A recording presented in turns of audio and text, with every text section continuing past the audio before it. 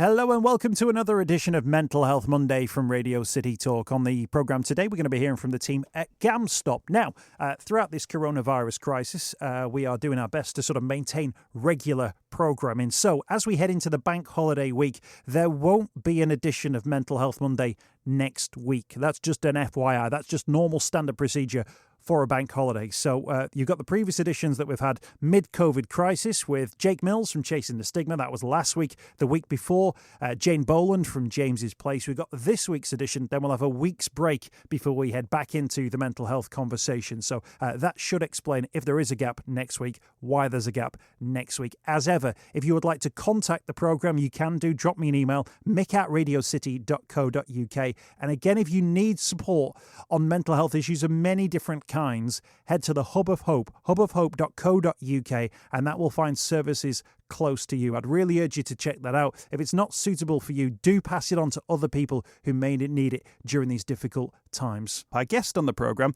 is Fiona Palmer. She's the Chief Exec of GAMSTOP. Fiona, thank you for your time. Thanks for joining us on the programme. Thank you for inviting me. Hey, not a problem at all.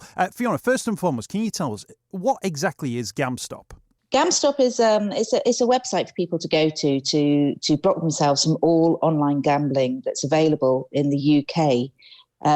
We see ourselves as a vital part of a practical toolkit to help safeguard people against gambling addiction, which is a crucial thing in a world where the gambling industry seems to be absolutely everywhere at the moment. Just tell us about how it works specifically.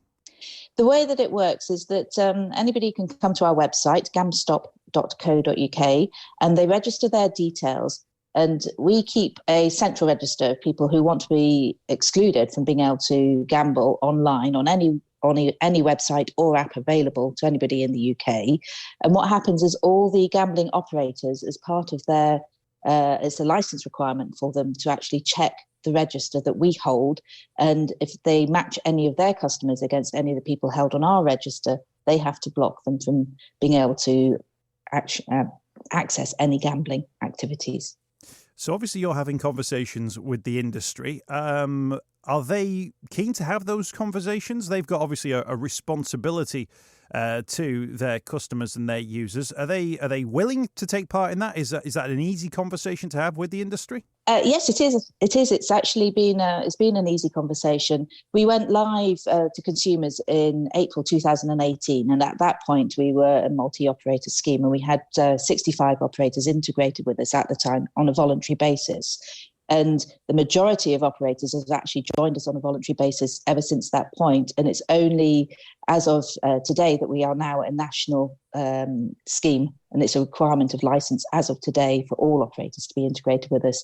And I'm very pleased to say that there's only a small handful of operators who needed the license requirement to make sure that they were actually integrated with us. So as of the 1st of April, we've got a situation whereby if you partake in the scheme through GAMSTOP, then you won't be able to get any connections with essentially the gambling industry as it is within the UK. That seems like a very thorough series of steps which the organisation has gone through, and presumably this has come through legislation. Yes, indeed it has. I mean, we've been working extremely hard to make sure that we have a solution that is easy for all operators to integrate with, but most importantly, that is free for consumers. It is effective for consumers. As I say, we are a vital part of the practical toolkit. We are not the sole solution by any means. We are a safeguarding tool, and there are many other options. And we encourage users who come onto GAMSTOP to actually go and use the financial blocking tools that are available with many banks and have been reported more widely recently. And also, for some people, they also can benefit from downloading device blocking software.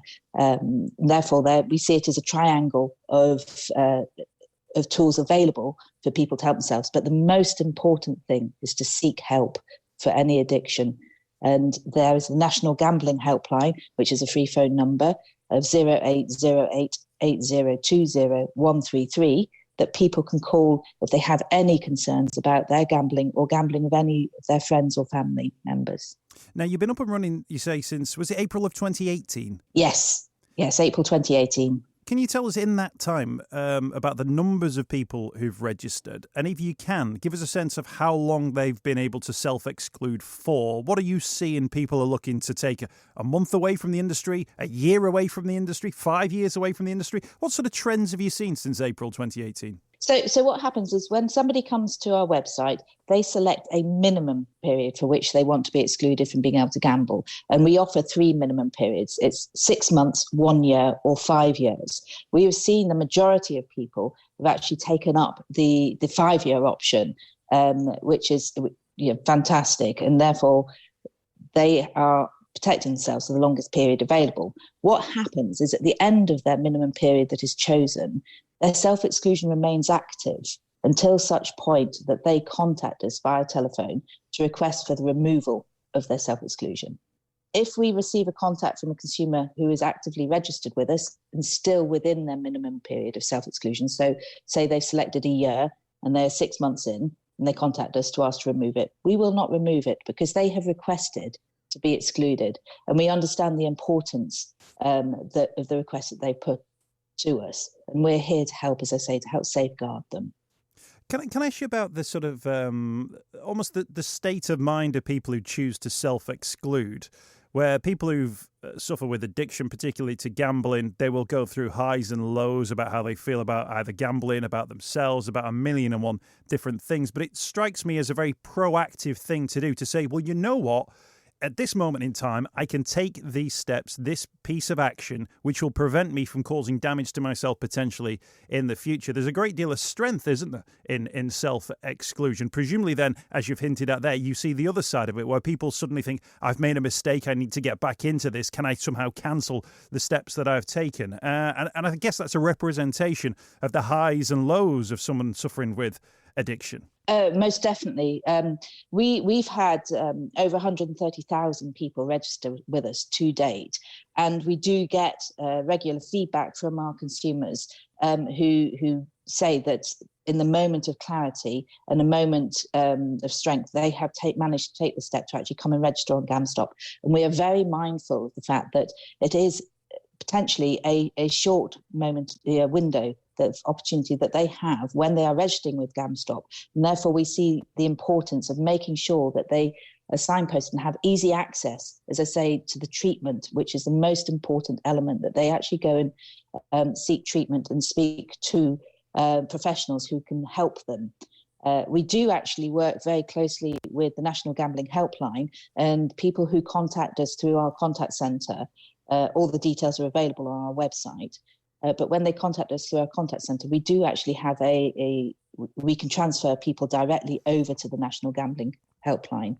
So it is a vital part. Oh, well, I was going to ask you that, Fiona, in terms of people's journey through addiction, at what point are you sort of hearing anecdotally or otherwise that people have decided to opt into the sort of the GAMSTOP thing? Are they doing it as part of treatments? Is it the first step that sometimes people take? You mentioned there the signposting that you're keen to do. Do you find that people have been signposted from elsewhere to come to you? At what point in that journey that someone's realised they've got a problem, are they opting into the GAMSTOP system?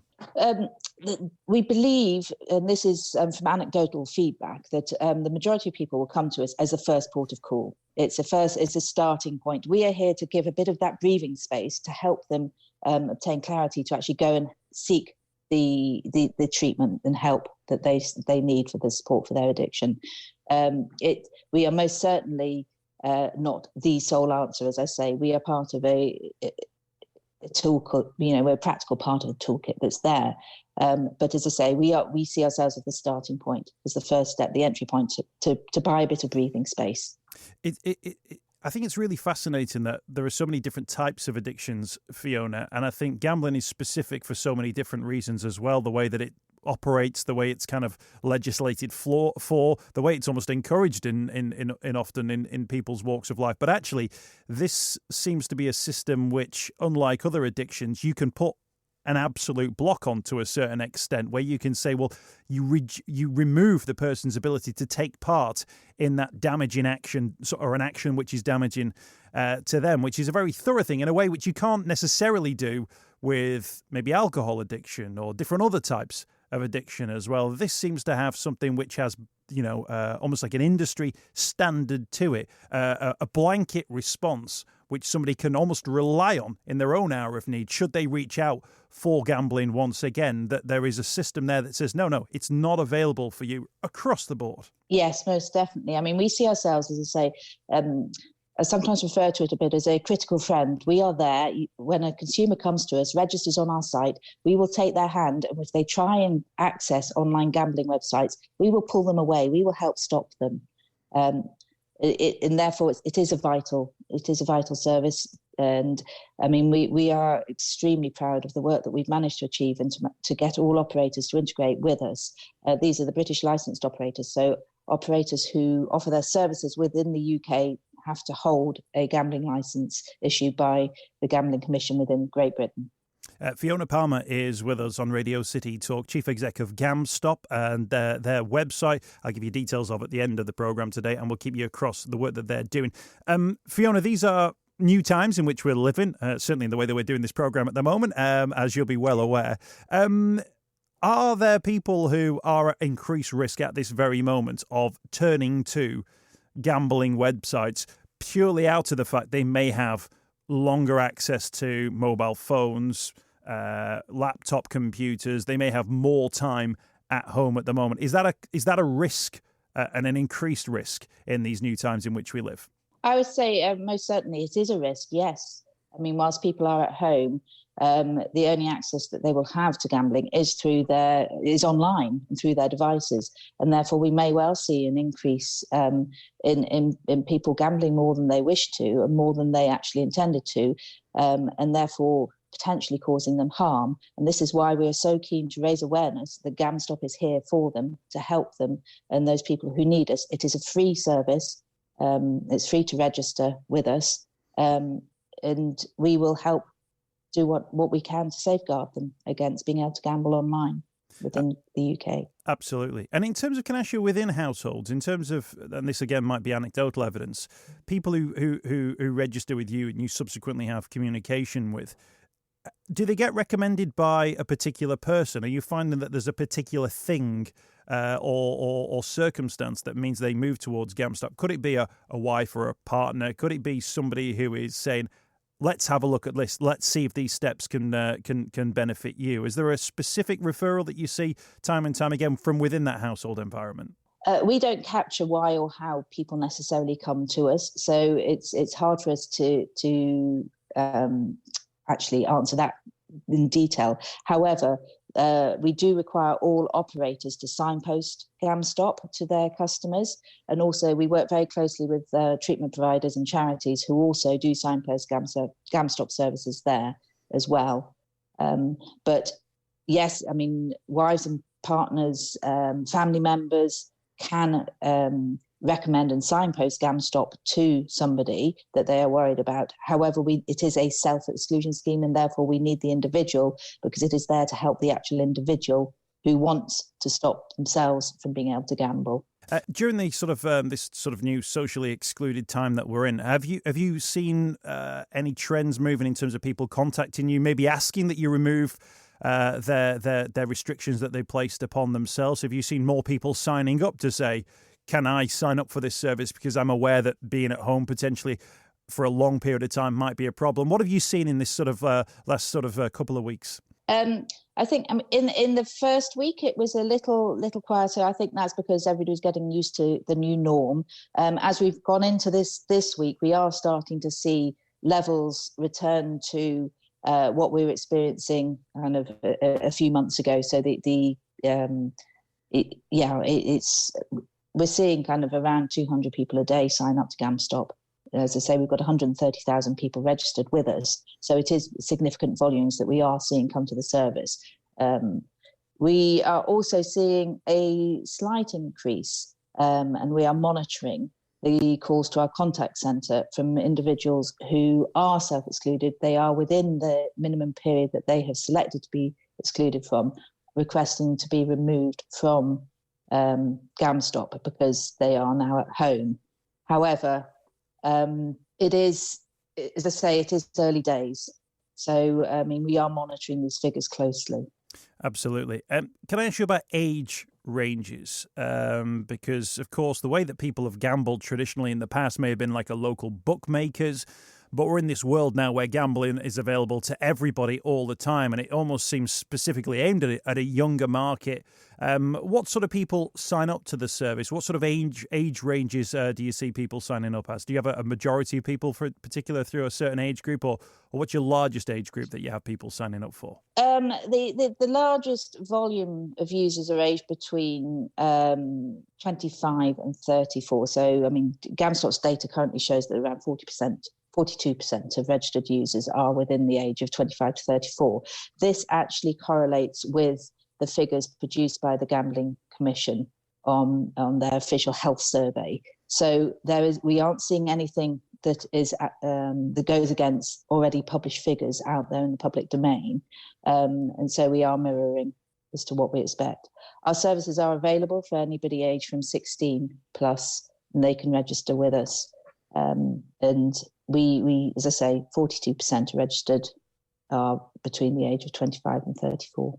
That's really interesting, actually, because for a lot of people, that's the age that people sometimes feel like they're at their most invincible. But it just goes to show that the message to that age group is getting out there, that although they may be developing an issue, they've also been made aware of the service which is available to them, which just goes to show that the message is out there about GAMSTOP, and it's connecting with those young people. I'm just looking at a list of cities which are most impacted by or who move to your services outside of London: Birmingham, Leeds, Liverpool, where we are today, and Leicester as well. Geographically, you obviously register these individuals so you can see how those maps play out.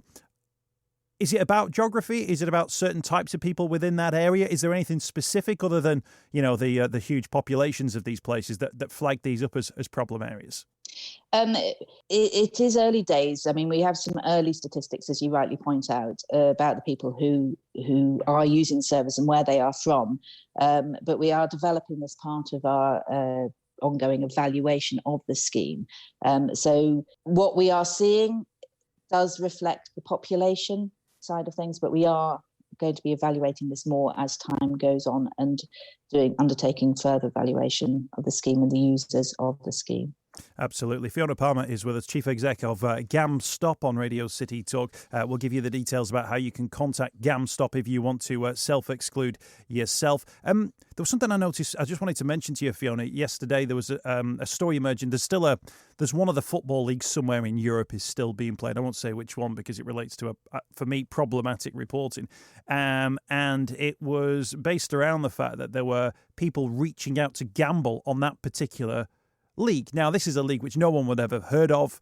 You would never know the players. You wouldn't know the teams. You wouldn't know who was good or bad. You would not be trying to have an informed guess about the outcome of games. And yet they were seeing so many people having a gamble on those particular outcomes. There was a Swedish game, I think, that they had to cancel because so many people got wind of the fact you could bet on this particular game. And to me, that's symptomatic of the problem of gambling, that there may be people who just naturally have a bet on any given weekend, and that might be to them manageable and something that they can cope with.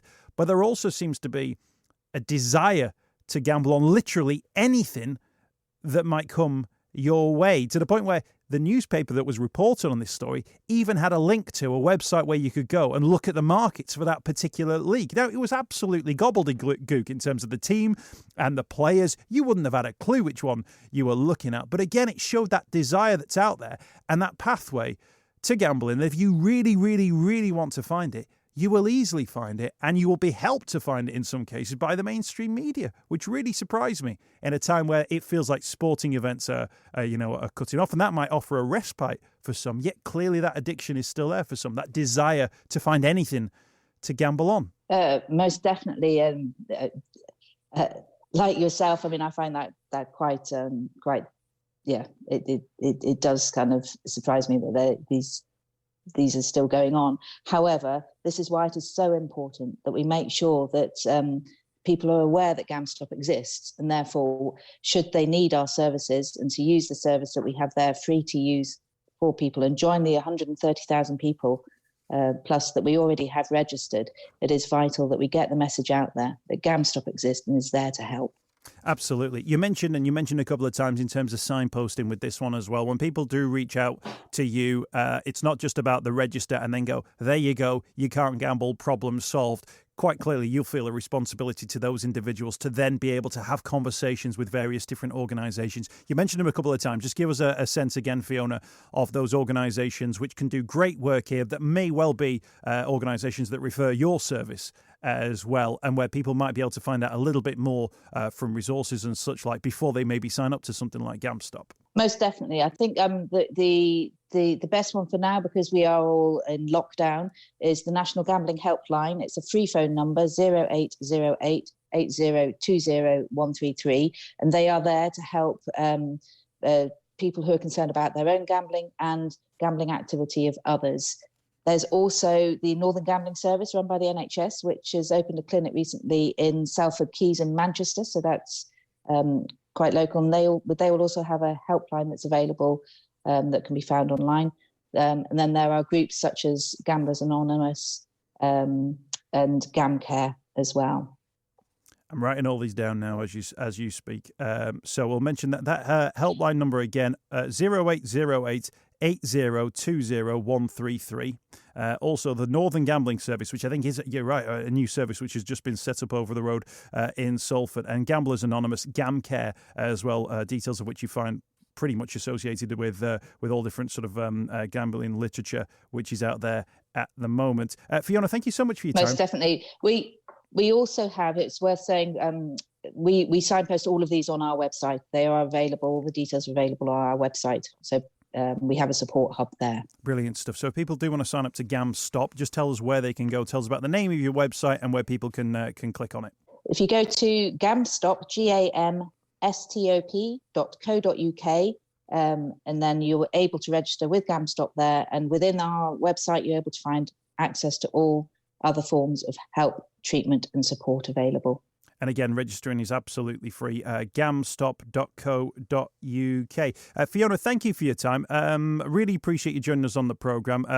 Huge work that you're doing. The numbers speak for themselves. More than 130,000 people registered since going live in April 2018. And hopefully we will see, as a result of the change in the rules as of April of this year, that things will continue to move forward and that those people who are looking for help can get the help and obviously stop gambling through services like yourself and those other services which we mentioned as well. Really appreciate you joining us on the programme, Fiona. Thank you for your time, and we'll speak again, I'm sure, very soon. Super. Thank you very much. Don't forget, if you want to find services close to you, you can find them using the Hub of Hope. The app is available now. It'll use the location on your device, or you can head to their website, hubofhope.co.uk.